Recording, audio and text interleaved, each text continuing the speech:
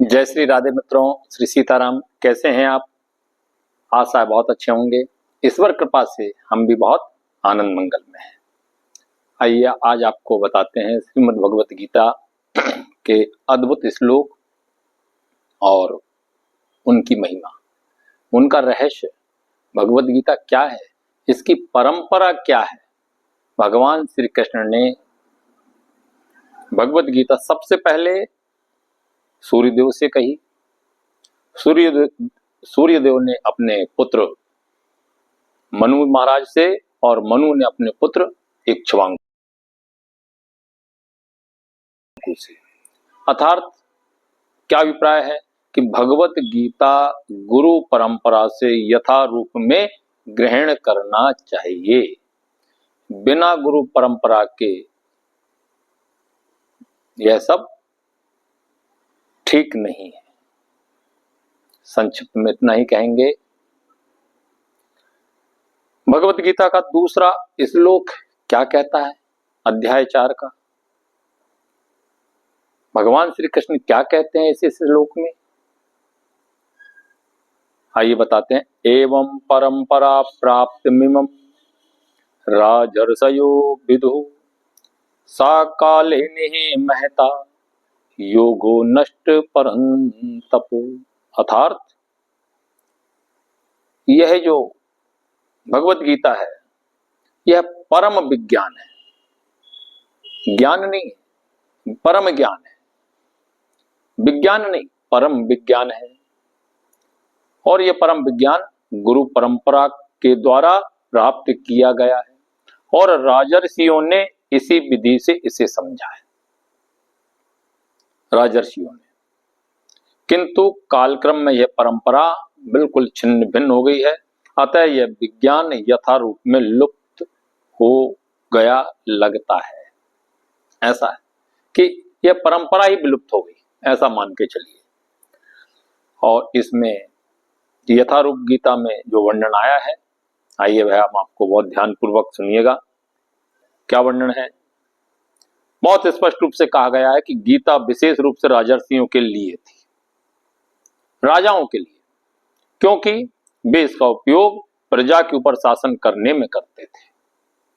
इसमें जो रहस्य है, जो महात्म्य है, जो महिमा है, जो रूल है, जो नियम है, यह राजर्षियों के लिए थी और वह प्रजा के ऊपर शासन करते थे। इसके आधार पर निश्चय भगवत गीता कभी भी आसुरी पुरुषों के लिए नहीं थी। आसुरी मतलब राक्षस प्रवृत्ति के लोगों को आसुरी कहा गया है, उनके लिए नहीं थी। जिनसे किसी को भी इसका लाभ ना मिलता और जो अपनी सनक के अनुसार विभिन्न प्रकार की विवेचना करते हैं। अतः जैसे ही असाधु भाष्यकारों के नित स्वार्थों से गीता का मूल उद्देश्य छिन्न हुआ, वैसे ही पुनः गुरु परंपरा स्थापित करने की आवश्यकता प्रतीत हुई। आज से 5000 वर्ष पूर्व भगवान ने स्वयं देखा कि गुरु परंपरा टूट चुकी है। उन्होंने घोषित किया कि गीता का उद्देश्य नष्ट हो चुका है। इस प्रकार इस समय गीता के इतने संस्करण उपलब्ध हैं, विशेषतया अंग्रेजी में। बहुत ध्यानपूर्वक सुनिएगा। अंग्रेजी में बहुत सारे संस्करण इसके उपलब्ध हैं। उनमें से प्राय सभी प्रमाणिक गुरु परंपरा के अनुसार नहीं है। विभिन्न संसारी विद्वानों ने गीता की असंख्य टीकाएं की है। संसारी विद्वानों ने, आध्यात्मिक विद्वानों ने नहीं, सांसारिक विद्वानों ने टीकाएं की है, किंतु वे प्राय सभी श्री कृष्ण को स्वीकार नहीं करते हैं। भगवान को नहीं मानते, किंतु गीता पर टिप्पणी करते हैं, टीकाएं लिखी है। यद्यपि वे कृष्ण के नाम पर अच्छा व्यापार चलाते हैं। बहुत स्पष्ट लिखा गया है कि ऐसे लोग भगवान श्री कृष्ण के नाम पर व्यापार चलाते हैं। यह आसुरी प्रवृत्ति है, क्योंकि असुरगण ईश्वर में विश्वास नहीं करते, वे केवल परमेश्वर के गुणों का लाभ उठाते हैं। अतः अंग्रेजी में गीता का एक संस्करण की नितांत आवश्यकता थी, जो परंपरा यानी गुरु परंपरा से प्राप्त हो। प्रस्तुत प्रयास इसी आवश्यकता की पूर्ति के उद्देश्य से किया गया है। भगवत गीता यथारूप मानवता के लिए महान वरदान है, किंतु यदि इसे मानसिक चिंतन समझा जाए तो यह केवल और केवल समय का अपव्यय है, बर्बादी है समय की। और इसी क्रम में भगवत गीता के तीसरे श्लोक पर चलते हैं, अध्याय 4 के। भगवान क्या कहते हैं इस श्लोक में अर्जुन से कि सा एवायम मया तेग योग प्रोक्त पुरातन भक्तो असि मे सखा चेती रहस्यम होत दुत्तमम। क्या अर्थ है इसका? सखा का अर्थ तो मित्र होता है, रहस्यम मतलब रहस्य, उत्तमम यानी कि दिव्य। चलिए इसका अर्थ बताते हैं और फिर इसकी विस्तृत व्याख्या भी करते हैं। भगवान कहते हैं कि आज मेरे द्वारा वही यह प्राचीन योग यानी परमेश्वर के साथ अपने संबंध का विज्ञान अर्जुन तुमसे कहा जा रहा है क्योंकि तुम मेरे भक्त तथा मित्र हो। भगवान दो भाव रखते हैं अर्जुन के साथ, पहला भक्त और दूसरा मित्र का भाव। अतः तुम इस विज्ञान के दिव्य रहस्य को समझ सकते हो। अब विस्तृत अर्थ क्या है इसका, आइए जानते हैं। मनुष्यों की दो श्रेणियां बताई गई हैं। पहला है भक्त तथा दूसरी श्रेणी के मनुष्यों में लिया गया असुर। भगवान ने अर्जुन को इस विद्या का पात्र इसलिए चुना क्योंकि वह उनका भक्त था। भगवत गीता सदैव भक्त को ही दान करनी चाहिए। भगवान की वाणी सदैव भक्तों से ही कहनी चाहिए। भगवान की लीला सदैव भक्तों के सम्मुख ही सुनानी चाहिए।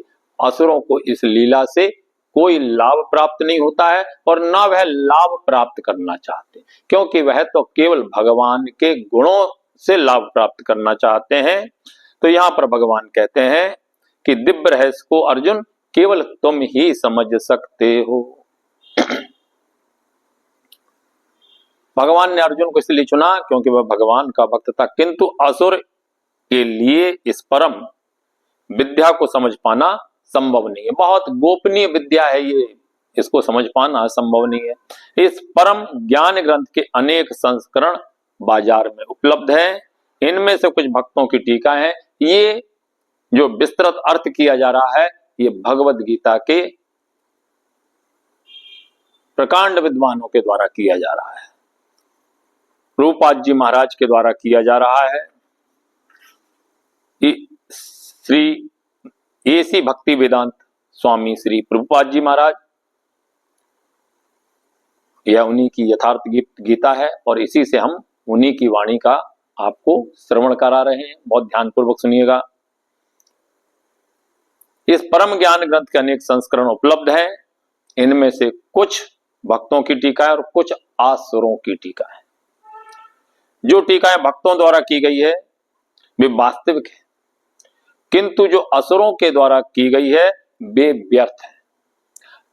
अर्जुन श्री कृष्ण को भगवान के रूप में मानता है, अतः जो गीता भाष्य अर्जुन के पद चिन्हों का अनुसरण करते हुए किया गया है वह इस परम विद्या के पक्ष में वास्तविक सेवा है। किंतु असुर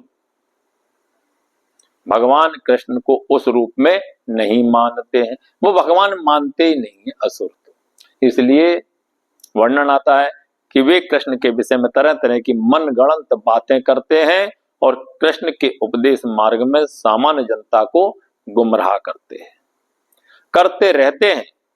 ऐसे कुमार्गों से बचने के लिए यहाँ पर इस ग्रंथ के माध्यम से यह चेतावनी है, मनुष्य को चाहिए कि अर्जुन की परंपरा का अनुसरण करे और श्रीमद् भगवत गीता के इस परम विज्ञान से लाभान्वित हो। अब एक प्रश्न अर्जुन ने पूछा है। क्या पूछा है भगवान से? भगवान श्री कृष्ण और अर्जुन कुरुक्षेत्र के मैदान में है, युद्ध का समय है, धर्म क्षेत्र कुरुक्षेत्र। अपरम क्या प्रश्न पूछते हैं आइए जानते हैं। अपरम भवतो जन्म परम जन्म पीवस्त्वः कथमेद्य जानीय नाम तो माधव प्रोक्तवानिति। अर्थात अर्जुन ने पूछा प्रभु से, सूर्यदेव विवस्वान आपसे पहले हो चुके, ज्येष्ठ हैं, बहुत पुराने हैं, अर्जुन को शंका हुई। श्री कृष्ण कहते हैं कि सबसे पहले मैंने गीता को अर्जुन को सुनाया, सूर्यदेव को सुनाया था। अर्जुन को चिंता हुई, पूछने लगे कि सूर्यदेव जो विवस्वान हैं, आपसे पहले हो चुके हैं, बहुत ज्येष्ठ हैं वे तो फिर मैं कैसे समझूं कि प्रारंभ में भी आपने उन्हें इस विद्या का उपदेश दिया था। अपरम भक्तो जन्म परम जन्म विवस्था, अर्थात तात्पर्य क्या है और अर्थ क्या जानते हैं? जब अर्जुन भगवान को माना हुआ भक्त है, अर्जुन भगवान का माना हुआ भक्त है, तो फिर उसे कृष्ण के वचनों पर यह शंका क्यों हो गई, विश्वास क्यों नहीं हो रहा था? तथ्य यह है कि अर्जुन की यह जिज्ञासा अपने लिए नहीं कर रहा है। अर्जुन की यह जिज्ञासा उन सब के लिए है जो भगवान में विश्वास नहीं करते, अथवा उन असुरों के लिए है जिन्हें यह विचार पसंद नहीं है कि कृष्ण को भगवान माना जाए। उन्हीं के लिए अर्जुन यह बात इस तरह से पूछ रहा है, मानो वह स्वयं भगवान या कृष्ण से अवगत ना हो। जैसा आगे के अध्यायों में हम स्पष्ट करेंगे, अर्जुन भलीभांति जानता था कि कृष्ण भगवान है, श्री कृष्ण ही भगवान है और वे प्रत्येक वस्तु के मूल स्रोत है तथा ब्रह्म की चरम सीमा है। निस्संदेह कृष्ण इस पृथ्वी पर देवकी के पुत्र रूप में भी अवतरण हुआ है, उनका अवतीर्ण हुए हैं। सामान्य व्यक्ति के लिए यह समझ पाना बहुत कठिन है कि कृष्ण किस प्रकार उसी शाश्वत आदि पुरुष भगवान के रूप में बने रहे। अतः इस बात को स्पष्ट करने के लिए ही अर्जुन ने कृष्ण से यह प्रश्न पूछा, जिसे वे ही प्रामाणिक रूप से बताएं। कृष्ण परम प्रमाण है, यह तत्व आज ही नहीं अनंत काल से सारे विश्व द्वारा स्वीकार किया जाता रहा है। केवल असुर ही इसे स्वीकार नहीं करते हैं। जो भी हो, क्योंकि कृष्ण सर्व स्वीकृत परम प्रमाण है। अतः अर्जुन उन्हीं से प्रश्न करता है जिससे कृष्ण स्वयं बताएं, और असुर तथा उनके अनुयायी जिस भ्रांति से अपने लिए तोड़ मरोड़ कर उनके इस प्रसंग को प्रस्तुत कर रहे हैं, उससे बचा जा सके। वह प्रत्येक व्यक्ति के लिए आवश्यक है कि अपने कल्याण के लिए वह कृष्ण विद्या को जाने।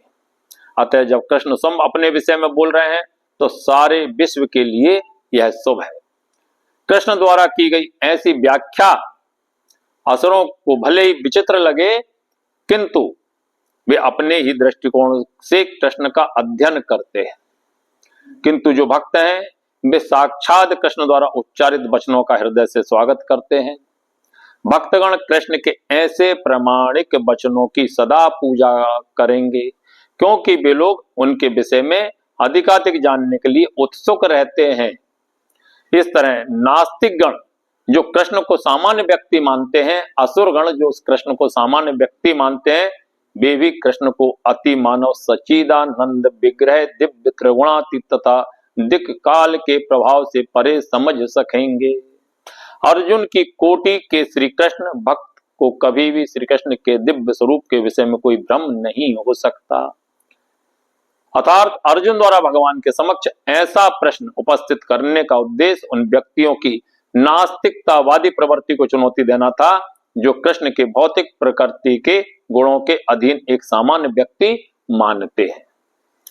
भगवान ने इस प्रश्न का क्या उत्तर दिया अर्जुन को, तो यह हम आपको अगली वीडियो में अवश्य बताएंगे।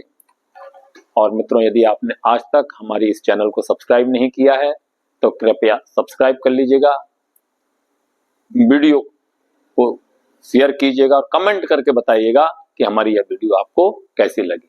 जय श्री राधे, जय श्री कृष्णा, राधे राधे बोलना पड़ेगा।